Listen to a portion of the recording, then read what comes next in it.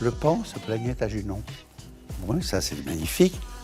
Et par contre, À 79 ans, il brise enfin le silence. Dans une pièce sobrement éclairée, Hervé Villard fixe la caméra et prononce ces mots. « J'ai aimé un homme, je l'aime encore, et je l'ai épousé. » Une déclaration inattendue, puissante, bouleversante. Pendant 4 décennies, l'icône de la chanson française avait soigneusement gardé ce secret enfoui dans l'ombre de sa célébrité. Aucun journaliste ne l'avait percé, aucun fan ne l'avait deviné. Aujourd'hui, il choisit de tout révéler, non pas pour choquer, mais pour rendre justice. À lui, et à l'homme resté dans l'ombre depuis plus de 40 ans. Qui est-il ? Pourquoi Hervé Villard a-t-il préféré taire cette histoire d'amour ? Et qu'est-ce qui l'a poussé à parler, maintenant ? Avant d'être Hervé Villard, il était René Villard, un enfant perdu dans les méandres d'un système qui ne voulait pas de lui.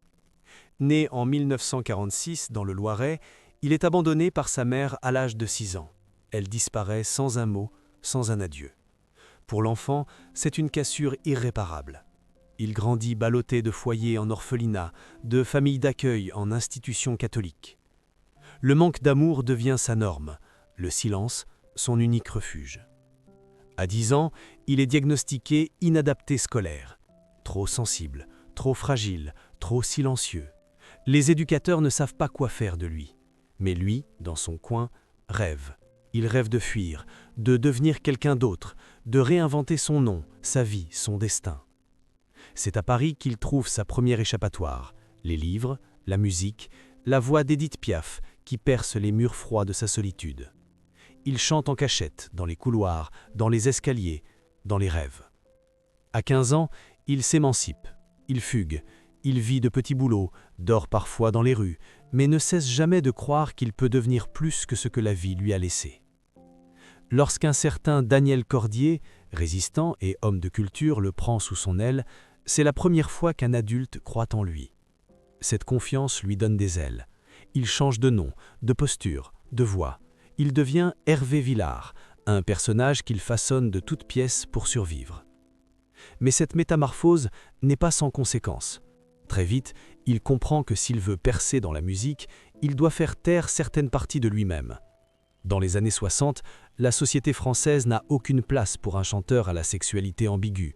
On exige des chanteurs qu'ils fassent rêver les jeunes filles, pas qu'ils aiment en secret. Alors, il verrouille son cœur. Il devient charmeur à l'écran, distant en coulisses. Il sourit, il brille, mais il se tait. Ce silence ne vient pas de la lâcheté, il est la suite logique d'un apprentissage cruel. Dans sa jeunesse, chaque fois qu'il s'était ouvert, il avait été trahi, déplacé, corrigé. L'amour pour lui n'est jamais allé de soi, c'est un privilège fragile, et dans son esprit, plus on en parle, plus il risque de s'effondrer. Quand il rencontre celui qui deviendra son compagnon, il sait au fond de lui qu'il n'a pas le droit à une histoire d'amour comme les autres. Il choisit de la protéger par l'invisibilité, comme on cache un trésor trop précieux pour être exposé. Derrière cette décision, il y a la peur, mais aussi une forme de lucidité. Car Hervé Villard, avant tout, a appris très jeune que tout ce qui est beau peut vous être arraché du jour au lendemain, et qu'il vaut parfois mieux aimer en silence que perdre ce qu'on aime en le montrant au monde. L'année 1965 marque un tournant. Un tube explose sur les ondes. Capri, c'est fini. La voix est singulière, vibrante, chargée d'une mélancolie romantique. Le jeune Hervé Villard devient instantanément une star. À tout juste 19 ans, il conquiert la France entière. Le single se vend à plus de 3 millions d'exemplaires. L'adolescent abandonné devient l'idole de toute une génération. S'ensuivent des tournées à guichets fermés, des plateaux de télévision, des cris d'admiratrices, des disques d'or à répétition. La presse l'encense, le nouvel enfant chéri de la variété française. Son style est reconnaissable entre mille, blazer ajusté, regard brûlant, gestes mesurés, un mélange de retenue et d'intensité qui captive. Mais derrière le succès, Villard reste énigmatique. Contrairement à ses confrères, il ne s'affiche jamais en couple. Aucun scandale amoureux. Aucun cliché volé par les paparazzi.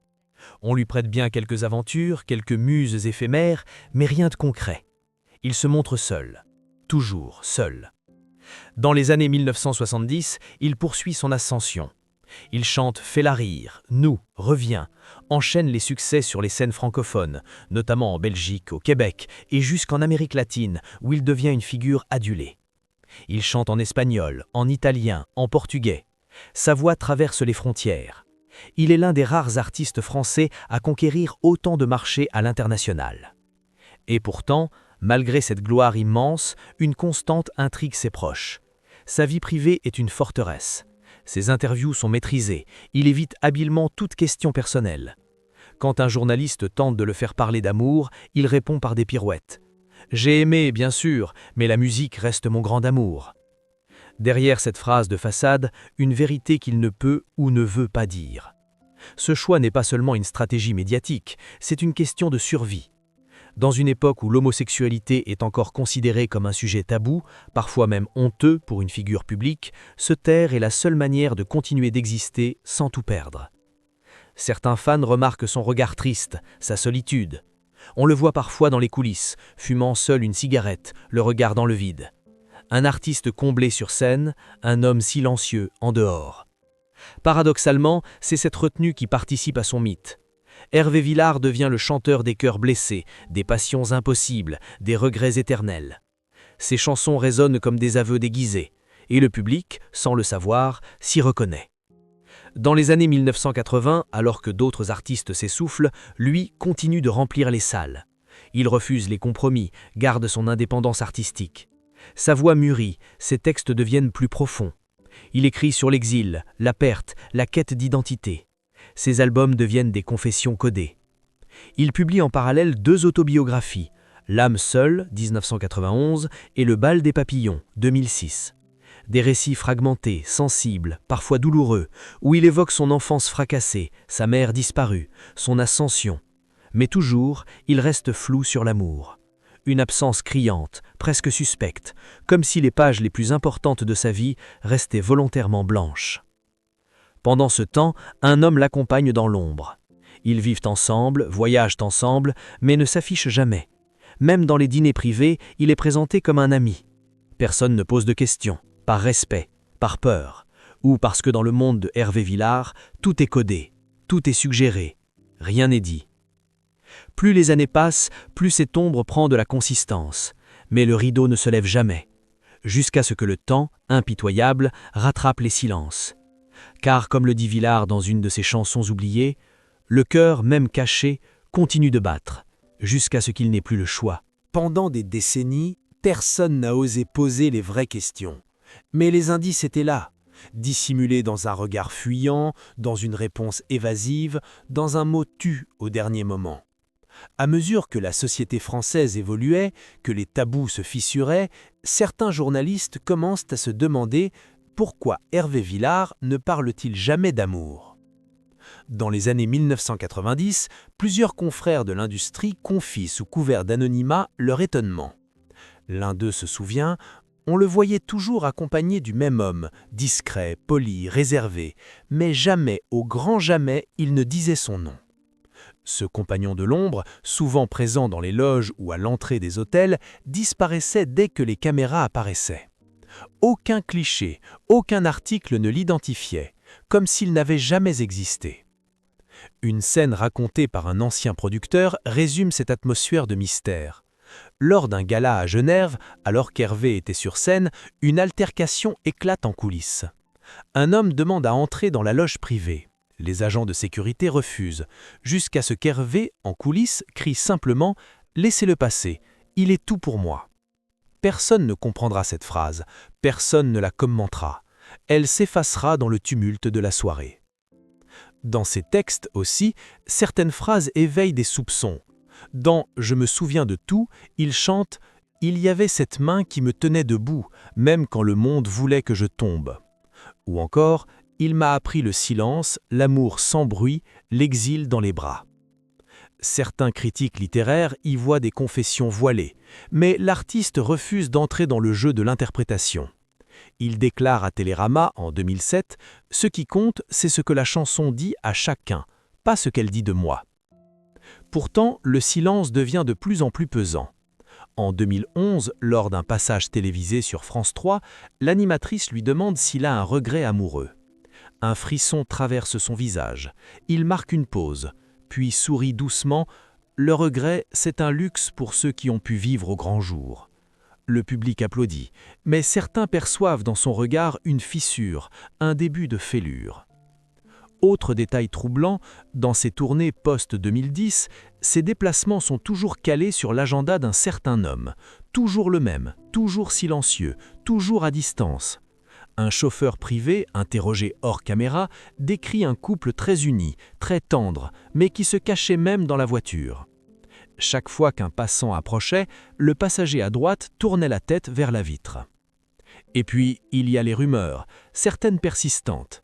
Des anciens collaborateurs qui chuchotent que Villard a failli tout révéler à plusieurs reprises.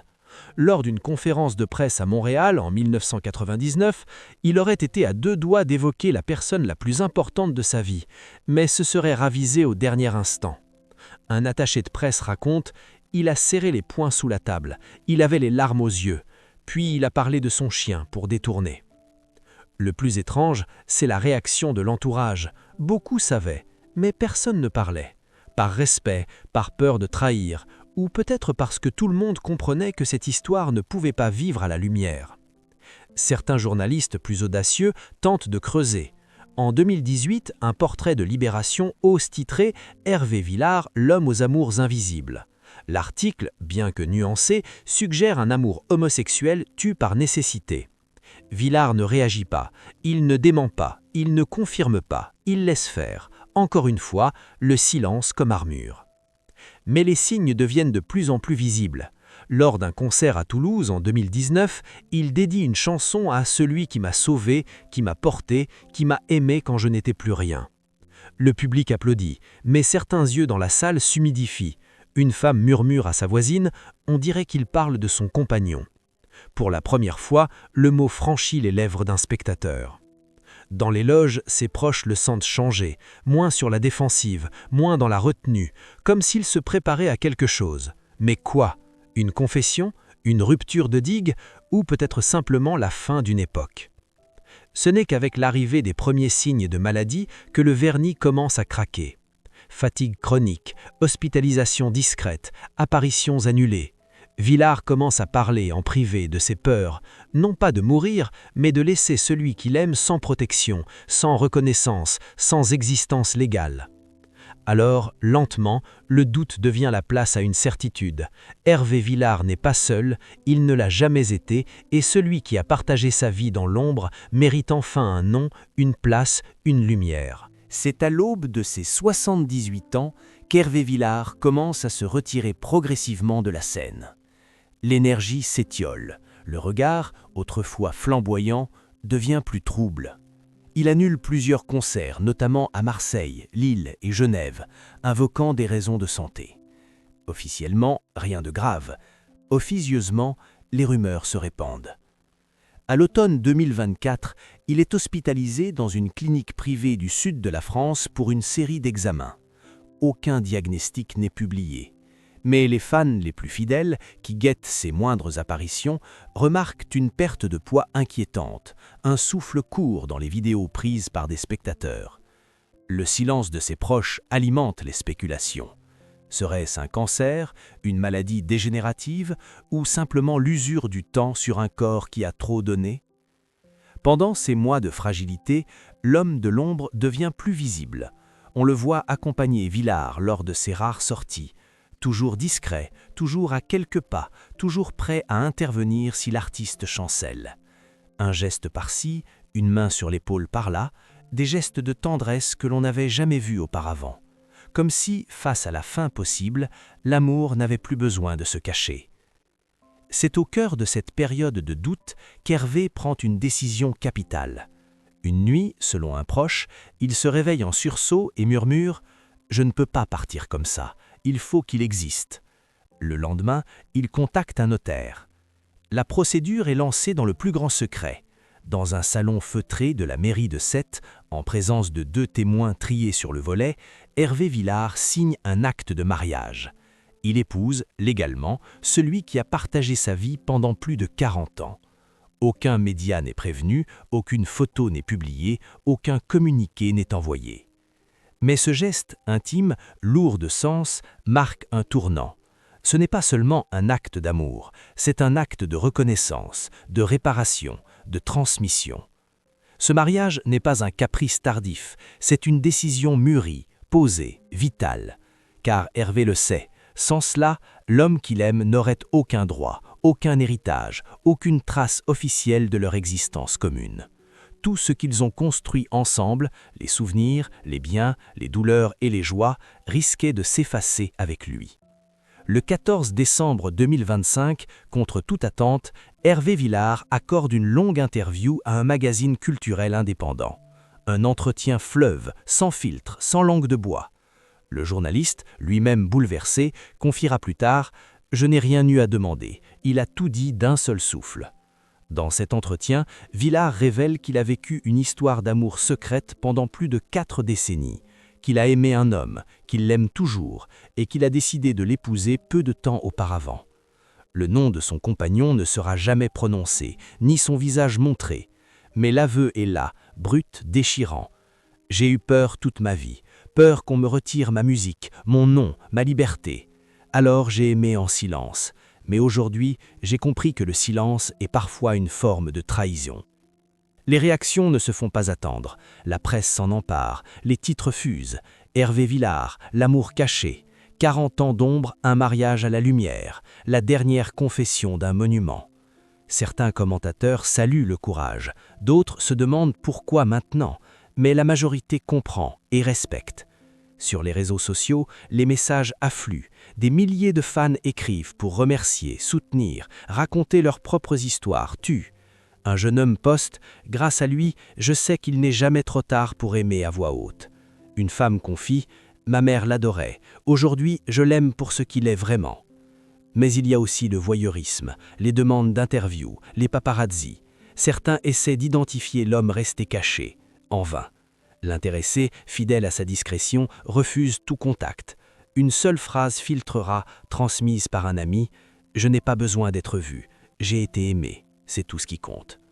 Pour Hervé Villard, le poids est enfin tombé. Il peut respirer, il peut vieillir sans mentir, sans avoir à raturer sa vérité. Il confiera dans un dernier passage radio « J'ai chanté l'amour toute ma vie, il était temps de chanter le mien ». Le studio est silencieux. Les micros sont ouverts, mais aucun son ne s'échappe encore. Hervé Villard ferme les yeux un instant, puis les rouvre lentement. Sa voix tremble à peine lorsqu'il commence. Il s'appelle Marc. Il n'est pas chanteur, pas comédien, pas connu, mais il est toute ma vie. Pour la première fois, il prononce ce prénom en public. Un prénom simple, discret, comme lui. Un prénom qui ne figurait nulle part dans les articles, les dédicaces, les biographies officielles. Un prénom effacé par nécessité, préservé par amour. Dans cet ultime entretien, enregistré pour une émission Hommage, Hervé Villard revient sur 40 années de vie commune. Il ne cache rien. Les débuts, dans les années 1980, à une époque où aimer un homme signifiait renoncer à sa carrière, les appartements séparés, les séjours cachés à l'étranger, les pactes de silence. Les moments de bonheur volés, toujours dissimulés derrière des sourires publics. Il raconte cette scène glaçante. Un soir, à la sortie d'un concert, il voit 2 fans suivre Marc jusqu'au parking. L'un d'eux murmure « Tu crois que c'est lui, le type de Villard ?» et il rit. Villard, de loin, les entend. Il rentre dans sa loge et explose en larmes. Ce soir-là, il jure qu'il ne mettra plus jamais son compagnon en danger, même si cela signifie l'effacer du monde. Pendant 40 ans, Marc accepte ce pacte. Il vit à ses côtés, mais dans l'ombre. Il partage tout, sauf la lumière. Pas de dîner mondain, pas de tapis rouge, pas de main dans la main. Juste des regards volés, des mots chuchotés dans la cuisine, des mains serrées sous la table. Hervé murmure « Il aurait eu toutes les raisons de partir. Il ne l'a jamais fait. » Ce choix du silence n'était pas un caprice, il était vital. Dans les années 80, 90, même 2000, un coming out pouvait ruiner une carrière, briser un nom, anéantir des décennies de travail. Et pour un artiste issu des orphelinats, ayant tout bâti à la force des chansons, ce risque était inacceptable. Il ajoute « J'ai choisi de chanter plutôt que d'aimer au grand jour, mais je n'ai jamais cessé d'aimer. » Il avoue aussi les remords. Le jour de l'annonce de leur mariage, il a vu Marc pleurer pour la première fois depuis des années. Il m'a dit « Tu vois, enfin je suis ton époux, pas ton secret ». Cette phrase l'a transpercé, car elle portait tout le poids du sacrifice silencieux de l'homme qui l'avait accompagné dans chaque tournée, chaque chute, chaque triomphe. Mais plus que la tristesse, c'est la fierté qui domine aujourd'hui. Fierté d'avoir aimé pleinement, même si c'était dans l'ombre. Fierté d'avoir résisté à la peur, au mensonge, à l'invisibilité imposée. Je n'ai jamais porté de pancarte, ni crié dans les rues, mais j'ai vécu une révolution intime, et je voulais que pour une fois, elle soit dite. À ceux qui lui reprochent d'avoir attendu si longtemps, il répond sans colère. Je n'ai pas parlé plus tôt parce que je voulais protéger l'amour, et aujourd'hui je parle parce que je veux l'honorer. Une nuance essentielle. Il ne s'agit pas de confession, il s'agit de reconnaissance. Dans les derniers instants de l'enregistrement, il regarde la caméra et sourit, comme s'il s'adressait à Marc. « Je ne t'ai jamais chanté devant le monde, mais toutes mes chansons parlaient de toi. C'est juste qu'il ne le savait pas. » Et pour la première fois, il chante « Capri, c'est fini », non pas pour une foule de fans, mais pour un seul homme, celui qui pendant 40 ans avait été là, sans jamais demander autre chose que le droit d'aimer, en silence. Le rideau est tombé. Mais cette fois, ce n'est pas la fin d'un concert, c'est la fin d'un silence. Celui d'un homme qui, toute sa vie, a chanté pour les autres, mais s'est tu pour lui-même. À 79 ans, Hervé Villard ne cherche plus la gloire, ni les projecteurs. Il cherche la paix. Et cette paix, il l'a trouvée dans la vérité. Les réactions du public ne se sont pas fait attendre. Dans les jours qui ont suivi la diffusion de son témoignage, des milliers de lettres affluent. Pas des lettres de fans hystériques, non, des mots sincères, des confessions, des remerciements, des histoires d'amour longtemps cachées qui trouvent enfin un écho. Des radios lui rendent hommage, des artistes plus jeunes saluent sa dignité. Plusieurs chanteurs évoquent, pour la première fois, leur propre combat contre l'invisibilité. Le nom de Villard revient dans les discussions, non plus seulement comme celui du chanteur de Capri, mais comme celui d'un homme qui a su enfin s'appartenir. Dans sa maison du Sud, face à la mer, Hervé vit désormais loin du tumulte. Il sort peu, il écrit encore. Parfois il écoute de vieux vinyles, relit ses propres paroles, les doigts posés sur les souvenirs. Marc est là, toujours, moins dans l'ombre, plus dans la lumière. Ils marchent ensemble au marché du village, ils ne se cachent plus. Un journaliste venu l'interroger lui demande un jour s'il regrette de ne pas avoir parlé plus tôt. Il répond simplement « Non, parce qu'il n'est jamais trop tard pour dire « je t'aime ». Tant qu'on est vivant, il n'est pas trop tard. Cette phrase restera peut-être comme son plus bel héritage. Le parcours d'Hervé Villard nous rappelle une vérité simple mais essentielle.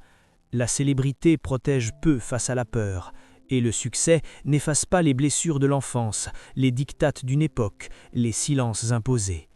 Ce que l'on cache pour se protéger finit par nous enfermer. Mais parfois, le courage vient à la fin, comme un dernier souffle de liberté, une dernière chanson qu'on n'avait jamais osé chanter. Alors il reste une question, suspendue comme une note tenue trop longtemps. Combien d'autres histoires d'amour vivent encore dans le noir en attendant le moment d'exister ?